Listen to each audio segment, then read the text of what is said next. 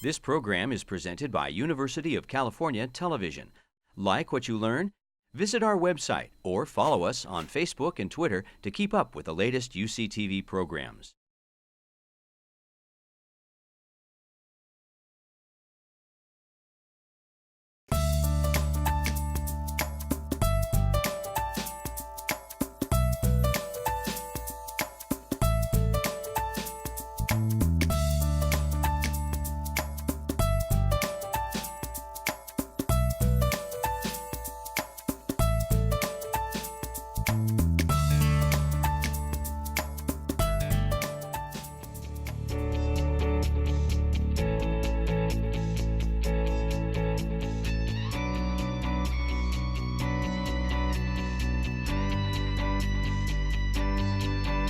We are in the middle of a little strawberry patch here, and students are picking the strawberries. It's a Wednesday morning, and in about an hour or so, the Davis Campus Farmers Market will be starting, and we will be selling these organic strawberries and a bunch of other produce that we have.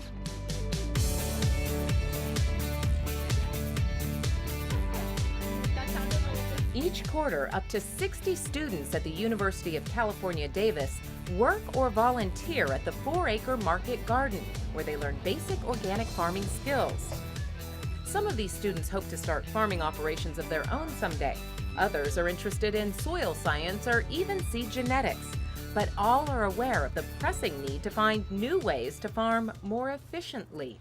There's a growing population. We're going to need to figure out how to produce food in a sustainable way to feed all of those people.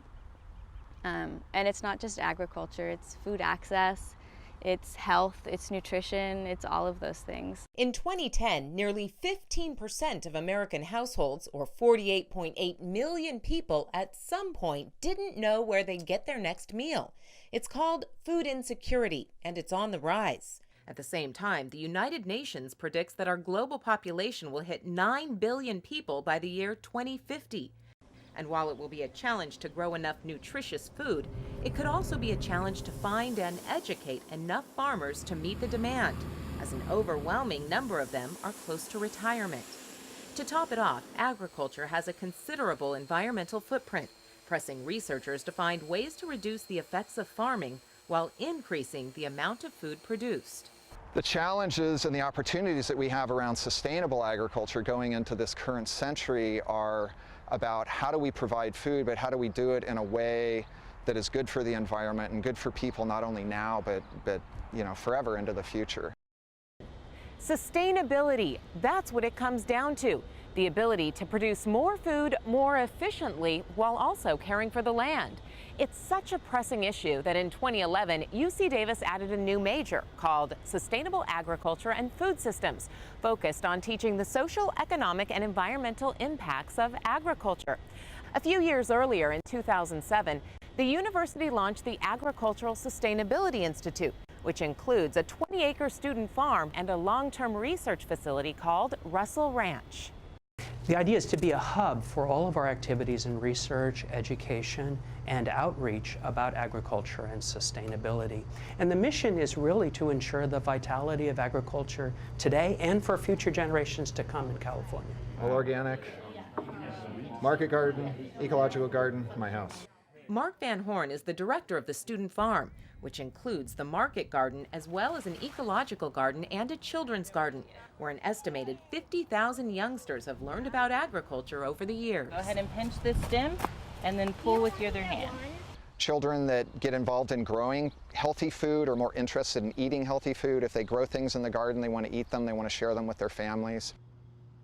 Van Horn says getting younger people interested in agriculture will lead to increased awareness of the challenges farmers are facing and the importance of knowing where your food comes from. Many agree that society is more removed from their food sources than ever before, but also more interested in how and where it's grown. And they always sell out. Everybody loves their strawberries. That has resulted in the Field to Fork movement and the focus on sustainability. At UC Davis, it has meant growing interest in agriculture from students like Kaylee Winston-Corin, who moved here from Los Angeles. I feel like people from where I'm from don't farm or really think about where their food comes from. It's kind of humbling, like working here. And seeing the effort that gets put into making our food.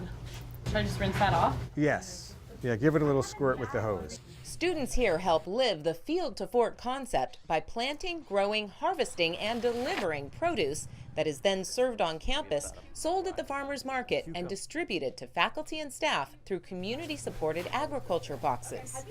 Are these bags ready to go? I think so. Okay. Very briefly, in 12 words or less, describe what your system is. But creating the next generation of ag experts who can tackle the many issues involved in farming today How should we kind of approach this? is a complex matter, one that's overshadowed by a growing population and shrinking number of farms and farmers. I'm actually moving to DC. I'm hoping to do food policy or food access work for a little bit. Genevieve Lipari is one of the first students to graduate from the new Sustainable Agriculture and Food Systems major and is planning a career in agriculture, just not the type you typically would think of. From agribusiness to finance to politics, the food system touches many parts of our lives and our economy and requires many different skill sets. An estimated 200 careers today involve agriculture. I think that if you really want to make change, especially in the food system and in a lot of aspects in our world, that you really do need an interdisciplinary sort of approach. It's a system of problems, so you need a systems approach to solving them. One approach can be found here at UC Davis's Russell Ranch. It's a unique 300-acre long-term research facility that's dedicated to comparing different farming practices and discovering which methods are most sustainable. We're comparing organic, which has inputs of manure and cover crop as sources of fertility and doesn't use synthetic pesticides. We have conventional, which uses synthetic fertilizer inputs and does use pesticides. And then we also have a system that's in between. We call it a mixed system. So you're a little short compaction though. 3 centimeters you don't ever worry about. They're measuring things like yield and profitability, soil property, greenhouse gas emissions, water, and use of fertilizers and pesticides. All have faced some level of controversy and will require extensive research to find answers. At Russell Ranch, that research will span 100 years. It's called the Century Project, and it's currently in year 18. Is this the fertilizer in here? It's in here. It's liquid fertilizer, and this little pump pumps it into the line. And this line, that's where the water is flowing to irrigate the tomatoes. Drip irrigation allows less water to be used, creates no runoff, and the fertilizer goes directly to the plant. Considering water quality and quantity is a growing concern, a lot of his focus is on farming methods that will use it more efficiently with less harm to the environment. Our main finding was that we have less greenhouse gas emissions on the drip with drip irrigation. These findings are still in their infancy, but will hopefully lead to farming practices that both increase yield, enough to feed 9 billion people, and protect our planet. Planting hedgerows and wildflower strips in these areas. Kate Scow knows better than most the challenges in feeding a growing population. She's done extensive work with farmers in Uganda who face extreme food shortages and poor farming conditions. She acknowledges the need for a variety of experts to work together to truly improve sustainability. There's a strong international focus at Davis, and people have been working for many years throughout the world. Nobody can be the single-handed Lone Ranger sustainability expert. It's all about being able to work with other people in teams to create solutions. It's a belief that's shared by students as well as faculty. A lot of the papers that I find when I do my research come out of UC Davis. Graduate student Graham Savio is majoring in international agricultural development and sees the potential for fixing the food system in the ability to share knowledge, both at UC Davis and abroad. I'm heading to East Africa, so I'm going to work with farmers there and work with identifying farmers who are already being really successful. Even those farmers who have found success are also likely to find increasing sustainability challenges in the years ahead. Challenges that include water supply, pest control, climate change, and energy.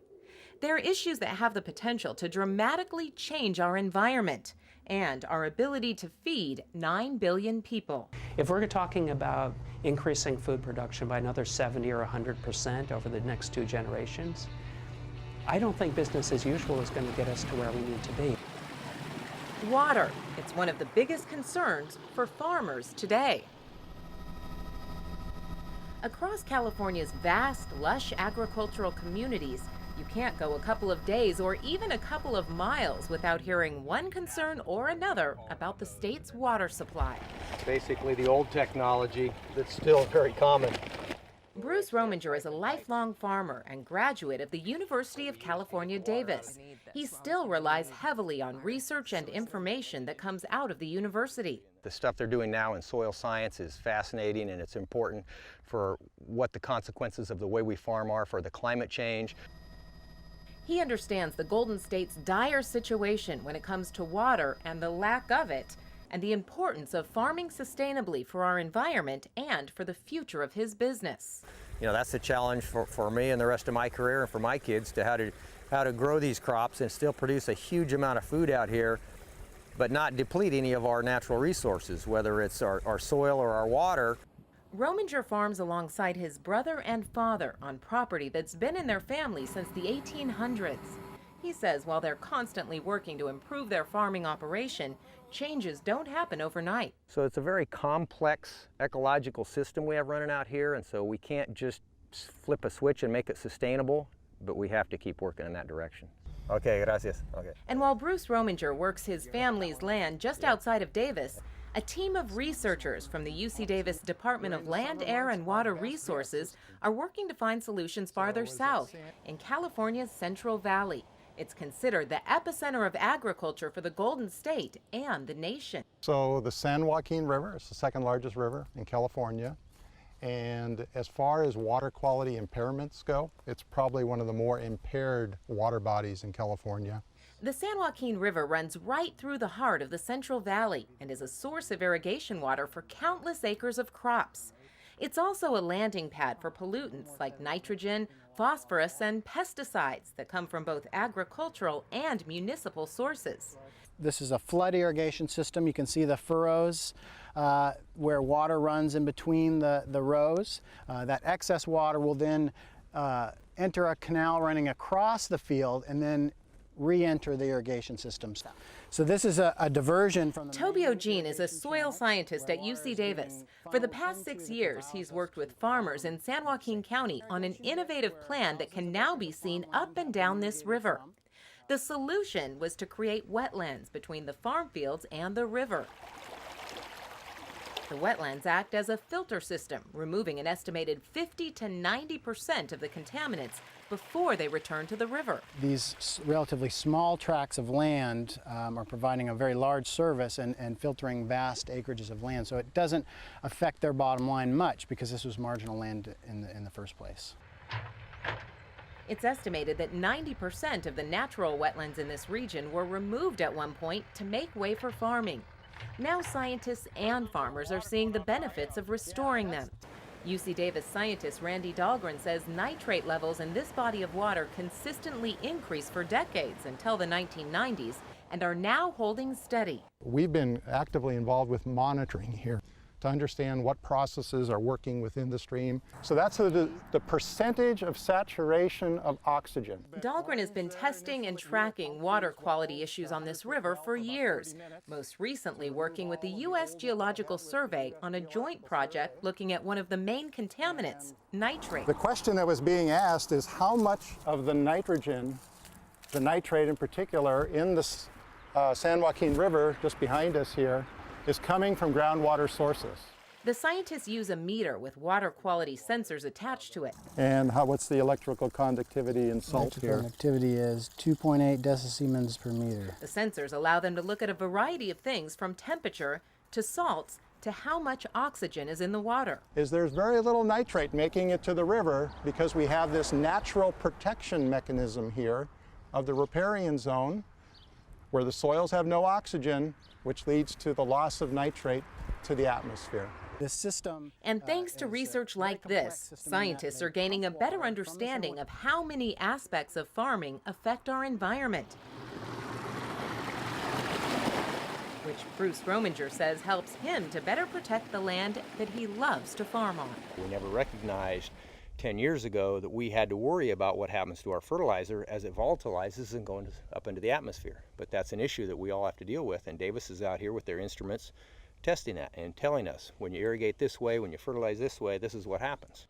Today, the Romingers are in the process of switching from furrow irrigation, like you see here, to an underground drip system that requires less water and means a bigger yield. It's a costly and lengthy process, but Bruce Rominger says the investment is worth it to ensure this soil will remain rich and productive for decades to come.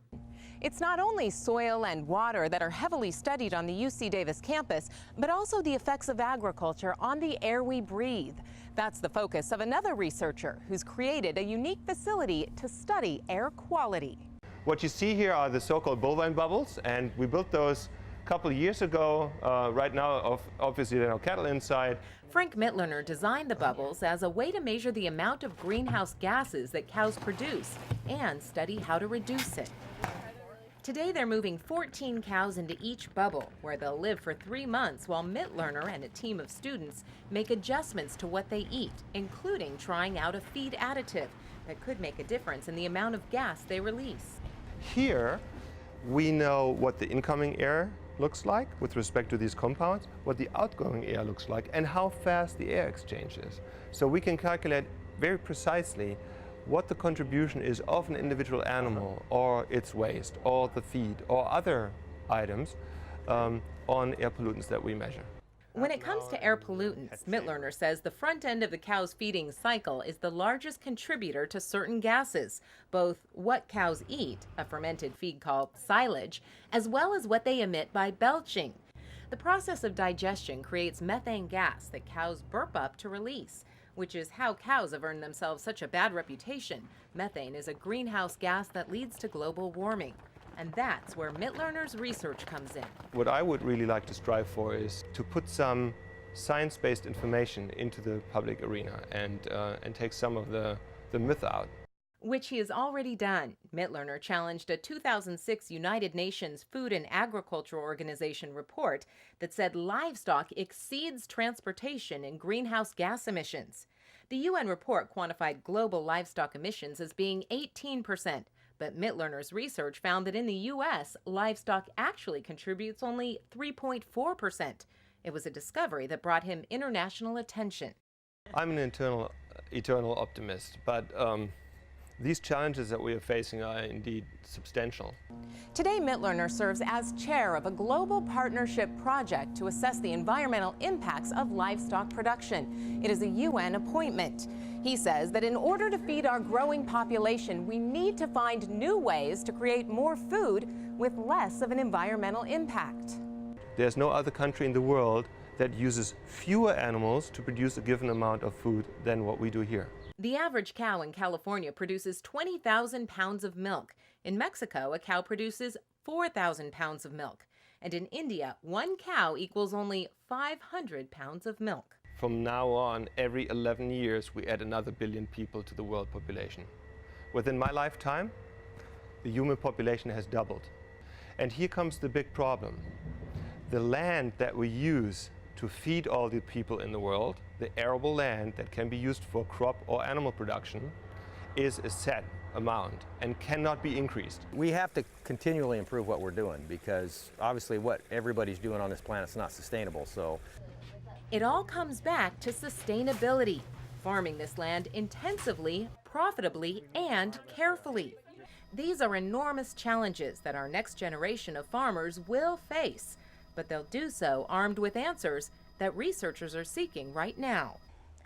Less land, less water, higher prices for all your inputs. You're going to have more regulation, and that's a constant battle for farmers. Finding that balance is really hard, and I don't know if we know it yet, but we're making progress. I believe with the education and the science that's ongoing, we will be able to come up with practices that will be environmentally sustainable, while at the same time feeding more people. I think UC Davis is really a role model with respect to marrying agricultural productivity and environmental impact research. Farming may be one of the oldest, most traditional occupations known to man, but today it's on the cutting edge. Scientists at UC Davis say, and farmers agree, that it has to be if we want to feed a growing population with a shrinking amount of farmland. But as with any change, there is often controversy. So the tofu is sauteing. Welcome to Taco Night at the Adamczyk and Ronald household. It's pretty typical of taco nights that happen all across our country all the time. Except maybe that their connection with food, as well as where it comes from, may run a little deeper than most. Food has been altered genetically for 10,000 years. A lot of people don't know that everything we eat has been genetically altered in some way. Pamela Ronald is a plant pathologist at the UC Davis Genome Center. Raul Adamczyk is the manager of the market garden at the UC Davis Student Farm. This couple represents two very different systems of food production. He farms organically, she genetically modifies plant seeds for use in conventional farming. They're two worlds that are traditionally at odds. There is a national law, the National Organic Standards, that came about in the year 2000, was developed by the USDA. And in that law, genetic engineering is not allowed to be used in organic agriculture. Raul and Pam both believe that the national organic standards have influenced what many people think about the genetic engineering of food. It's very good sweet corn, too. When in reality, they often don't understand what exactly genetic engineering is or what it does. People have associations with plant genetics as some kind of foreign technology. And there's concern. They've heard that companies make seeds, corporations breed different varieties, and they're probably not aware that virtually all farmers in the United States do buy seeds, including organic farmers. So here's a quick lesson. In plant breeding, genes are transferred between the same species to create a desired characteristic. So a disease-resistant peach, for example, might be crossed with a high-yielding but susceptible peach, with the goal of creating a peach that's both high-yielding and disease-resistant. In genetic engineering, genes can be transferred between different species. A life-saving example is golden rice, soon to be released on the market. The new rice contains beta-carotene derived from daffodils and is believed to meet a vitamin A deficiency in underdeveloped nations that currently causes 550,000 children to go blind each year, and half of them to die. People, I think, aren't really clear as to what the benefits are of genetically engineered seed and why farmers want it. The benefits, Ronald says, are clear. With genetic engineering, scientists are able to create seeds that solve problems. They can fight pests, withstand drought or flooding, be hardier, more abundant, the list goes on and on. Considering the population of our planet is already surpassing the amount of food available, experts say being able to invent crops that meet demand and fight farming challenges will be essential, both for feeding people and protecting our environment. One of the major products that is on the market is insect-resistant crops. That is cotton, for example, or corn, that produce their own resistance to insects. This has enormously reduced the use of pesticides. Prehydrate them, that is. Kent Bradford is director of the Seed Biotechnology Center on the UC Davis campus. Ironically, it sits not far from the organic market garden and is probably one of very few places on the planet where you'll find such traditionally opposing viewpoints working practically side by side. That's because Bradford, the director, and Ronald, a geneticist, want the same thing that organic farmer Raul Adamczyk and this farmer and this farmer and this farmer wants: an abundant, safe food supply that doesn't harm the environment in the process. And the goals really are, how can we produce enough food to feed the world? The food needs to be safe, it needs to be we need to reduce some of the toxic inputs. All of these advances are targeted really toward reducing the footprint of agriculture, reducing the inputs, making agriculture more sustainable as well as more compatible with the environment. Scientists say solutions to many of the biggest food-producing challenges already exist. Their biggest obstacle is getting consumers to understand the benefits. Currently, testing is much greater for genetically engineered products than it is for other new products, which means a greater expense and a greater length of time to get a potentially life-saving or crop-saving seed onto the market. So the innovation that scientists and students are working on right now may not be able to help us for another decade or longer. So this is the walnut breeding program at UC Davis, and we are creating new varieties of walnuts for the future generations of farmers. Graduate student Krista Freilinger says 90% of walnuts grown in California are ready for harvest at the same time.